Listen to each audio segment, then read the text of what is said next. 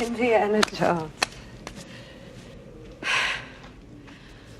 Always knew someday you'd come walking back through my door.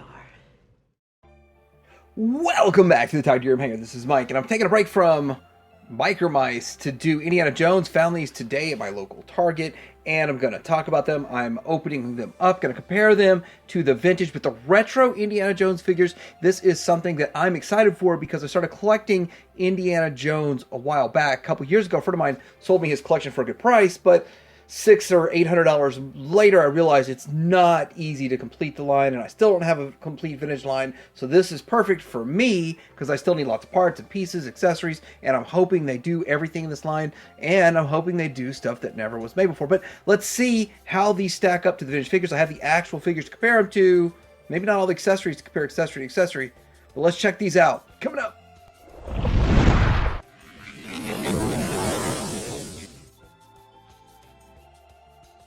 All right, we're going to start by looking at the German mechanic, and here is the card back. So one of the good things about this retro is getting the card back and having them sort of reproduce pretty much the way it was, I guess. I mean, I really don't even consider buying the vintage counterparts of these because they're like anywhere from $300 for like a common shelf peg warmer like this is like $300 in the package, up to $1,000 or so, or more. I mean, who knows? Depending on condition, all that kind of stuff. And so, which is a very short run, unpopular back in the day, but this is the German mechanic. Now, let's look at what Kenner has done with them. So I got one here out of the package. And with that, I think he looks pretty good. Overall, he's got a darker skin tone than I was expecting. And the paint looks okay. We'll do a full-on comparison. Let's see if I can get the camera to focus directly on this guy. All right, there we go. So that's a pretty nice head sculpt overall. It keeps going out of focus because I have stuff in the background. And yeah, not bad. Not bad. Basic pants and all that kind of stuff going on right there. Basic articulation. The number is printed on his... some sort of number. See if we can get that to focus. That's crazy. It's just printed on there. Anyway, so he has an action feature, and it does this. And that's pretty much what it's expected to do. My understanding is it should be able to go equally up and down. So let's see what he looks like next to the vintage one. And there it is. Now, this one seems to be a little taller than the vintage one. So they're not the exact same height. And let's get them to both stand exactly the same. And then it is darker, as you can see.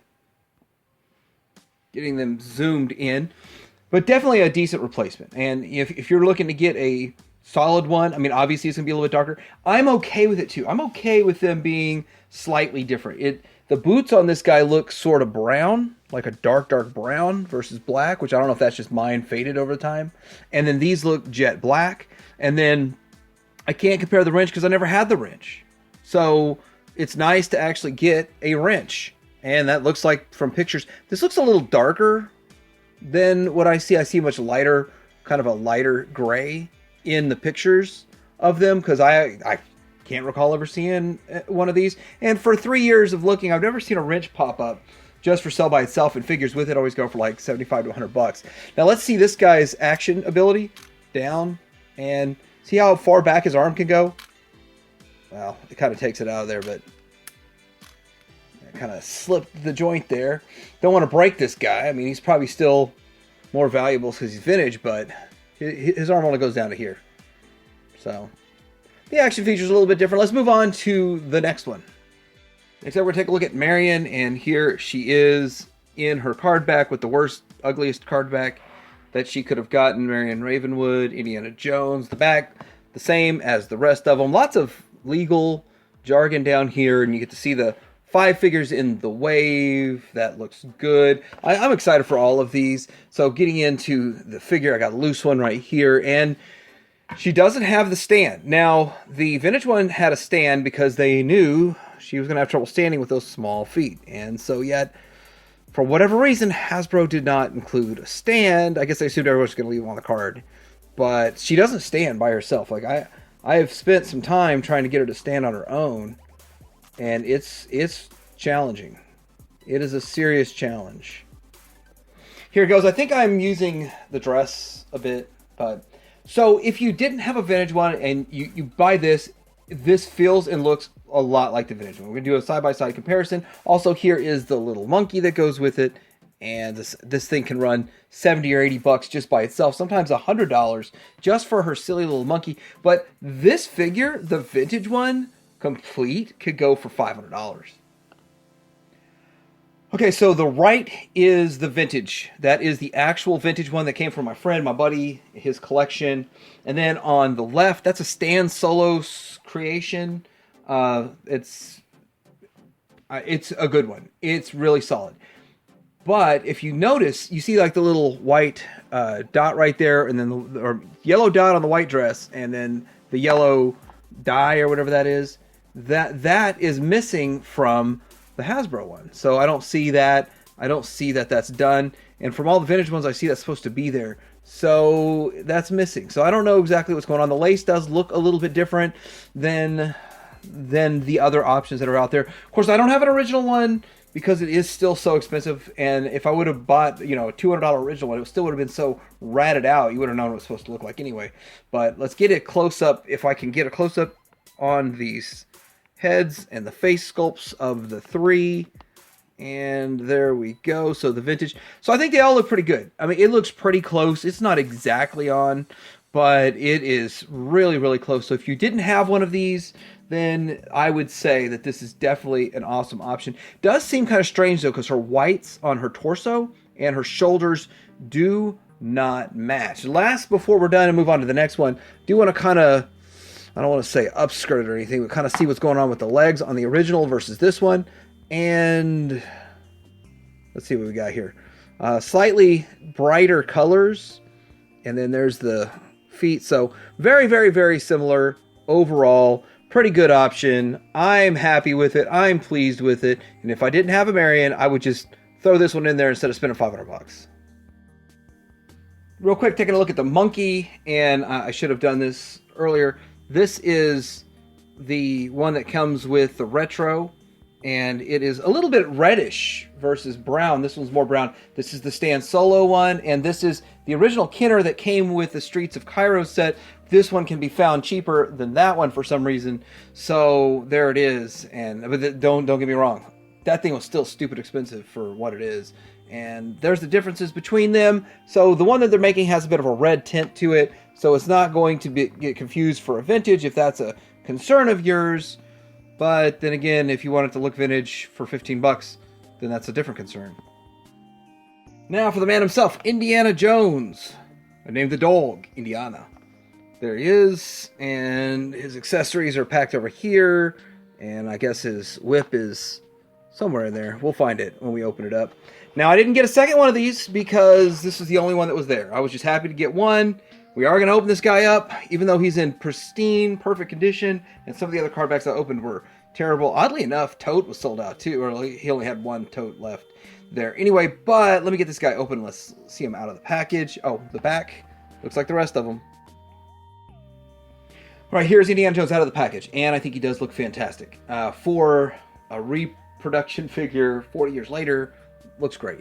Now, his head sculpt probably doesn't match the vintage 100%. Definitely doesn't match Harrison Ford, but neither did Kenner.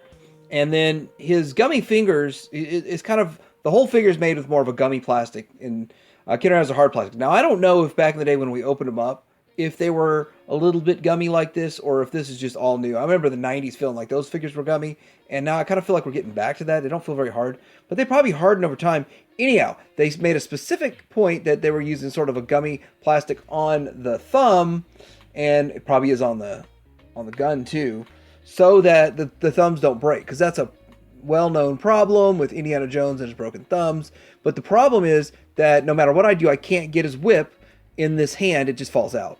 But the whip action still works and all that.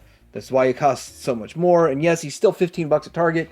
Hasbro Pulse, when they get theirs in, you can get yours for $12 from Hasbro Pulse. But yeah, it's a bit challenging to get him to hold his stuff. But I'm going to pose mine, not play with them. So let's bring in this guy. So this is my better looking of the... I got two Indiana Jones vintage ones. One has broken thumb, but better paint. And so with the broken thumb and better paint, it's the second one I acquired.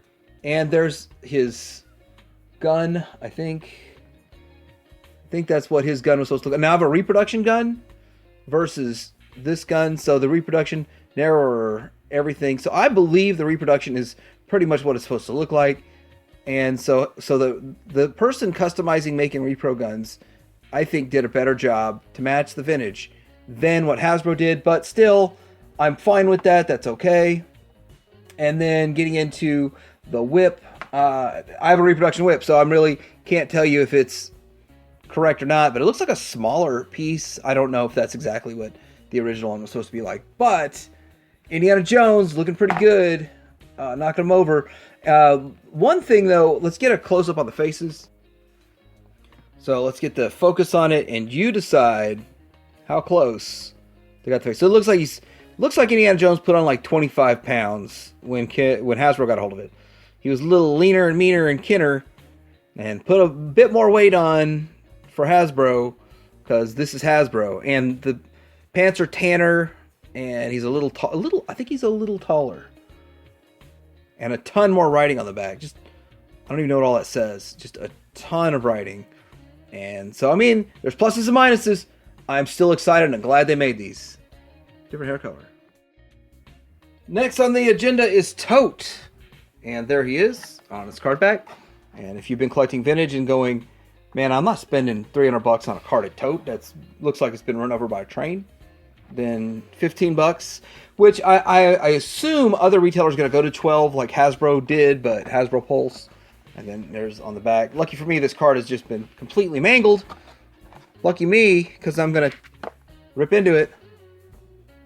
Taking a quick second to admire the differences in the two figures. This figure is actually very close to the original. The sculpt. The original actually looks a little fatter than this one. So like he's got a little more weight on the original. But I do want to point out that one of the differences is that they have a much, much, much softer coat. So this coat is very rubbery and flexible, as to where the other one barely moves. Now that might just be due to age and all that kind of stuff. But yeah, this thing here is pretty hard. And there it is, side by side. This is actually still a pretty hard piece to get, even though he was a shelf warmer. It was a dead line that they probably didn't do another run of. Who knows? Maybe they did a couple runs, but not as much as they did with all their other stuff. It didn't go very far. So felt toy lines get expensive. Does have his sign right there. The staff of Ra burned into his hand. Is that what it is? Boom. And so, taking all that off, this is how he looks in his suit. And just a ton of writing on the back of him. Just crazy amount of writing on the back of him. And then getting into this dude, the vintage one. We're going to pull this. As you can see, it's like it barely moves to remove it. It can stand on its own as an extra figure. And then his gun. But let's take a quick look at him. Then we look at his accessory. Are we allowed to say gun anymore? The vintage one has a wider stance, which this looks more natural, more correct. But it's all about how well they reproduce the vintage, right? And then he's got the handkerchief. The reds are slightly different. So this is... The vintage one has a red dot. This has a white dot. So that's a difference. Difference. And then moving on to the back. The ton of writing. Vintage one here on the right. So I usually have been showing the vintage one on the left, but anyway, this has a ton of writing on the new one. And then getting into the accessory. So let's see how well he can hold his accessory real fast. We're going to put it in the only hand that can hold the accessory, because the other one is saluting to burn the staff of Ra map or whatever into his hand. So here we go. So all of these accessories are bent up in the package. So I have a KO that looks pretty good. I'm pretty pleased with it. So vintage and Hasbro. It's close. It's different. You definitely could tell a vintage or a repro of a vintage over this one. So there's Tote. All right, so here is Belloc, looking good in his package right there. And he's never had a package before. He was a Melloway figure. He didn't have a card back. Probably a hard one to get. Surprisingly, people just left them behind, so I was able to get a second one. And then moving around to the back, same as usual on the back of him. And so moving him up, let's see what he looks like out of the package. Here he is out of the package. And he does look pretty good. If you've been chasing this down, like to be able to get this for $15 and not have to pay he's about $160 figure complete, maybe more now. I mean, 2 or 3 years ago when I was chasing the parts for him, it was really hard to get the parts for him. But a complete figure was still going for stupid money. So this guy looking good overall. Pretty pleased with him. Pretty happy with him. Looks like he's got some string coming off that I'm probably have to snip that off. That is a manufacturing defect or whatever. But overall, pretty pleased, pretty good looking figure. And he does look a lot like the vintage figure. I mean, it's probably not going to be perfect, 100% perfect, but he does look pretty good. And let's go ahead and pull the vintage one out and do it side by side. All right, so let's do this comparison to Kenner. This is the original Kenner right here. This is the Hasbro. Looking at them side by side, think that they look pretty good. This one is a little bit more washed out and softer on the Hasbro. And everything's more golden colored on the Hasbro. And this is more, I'd say, bronze for the Kenner. And if you can see, much bigger polka dots on the material, much smaller polka dots over here. So there's probably like twice as many polka dots on the vintage one than on the original one. Or not the original, but the Hasbro one. Vintage, original, Hasbro. So with that, I still think it's pretty good representation to have on your shelf. Like, you wouldn't really know the difference unless you know what you're looking for. Now that you know what you're looking for, you could probably, oh, that's a Hasbro, not a Kenner. But, you know, who really cares? Who really cares? So this was a Melloway back in the day. You look at the belt. The belt is, I believe the new one's a thicker belt. And this piece, it looks like they stitched around that. And I tried to do it over here. And it's not even the same color of stitching and stuff. So it doesn't match it exactly. And I'm okay with that. But I've actually got my final thoughts why things don't match exactly with this. But still, it looks really good. I'm excited they're doing it. I'm really excited to get this figure on card back because I have 0 carded Indiana Jones before today. Actually, 5 hours ago, I had 0 carded Indiana Jones. Alright, so my final thoughts on the Indiana Jones Retro Wave 1 figures versus the vintage figures. And I want to say that they don't match exactly.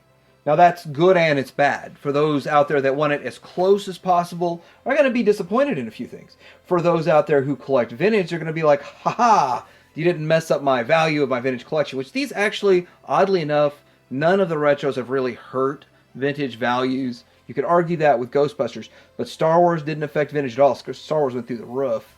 And with this, it's not going to affect Indiana Jones at all, especially because they're so massively different with color and a lot of stuff's different. But with that, I want to tell you why I think they're different. I think they're different not because Hasbro was intentionally trying to show respect to collectors. I think it was just Hasbro just missed the mark. They didn't match as close as they thought they could or wanted to or tried to. And I'm okay with that. I'm very happy that these are out. Those who don't have a vintage one, it's close enough that I think it's really close enough to hit that mark, and it's fine. Those of you who want to keep it in the package, maybe you have this displayed in the package and your vintage one out. For me personally, I didn't have a wrench. I didn't have a repro wrench, and I probably will still leave my repro stuff with my original vintage figures. So let me know what you guys think about this line, though. I'm happy they made it. Happy it's a little bit different, and I don't have any problems really at all, except for the fact that I can't hold the whip with Indy. Let me know in the comments below what you think. Tiny Finger out.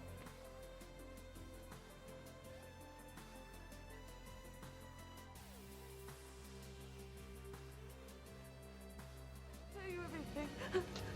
Yes, I know you will.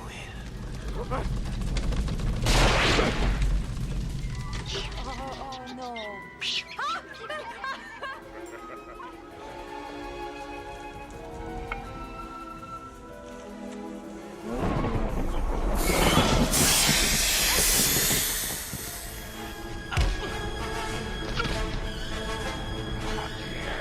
البحر والحين سمخنا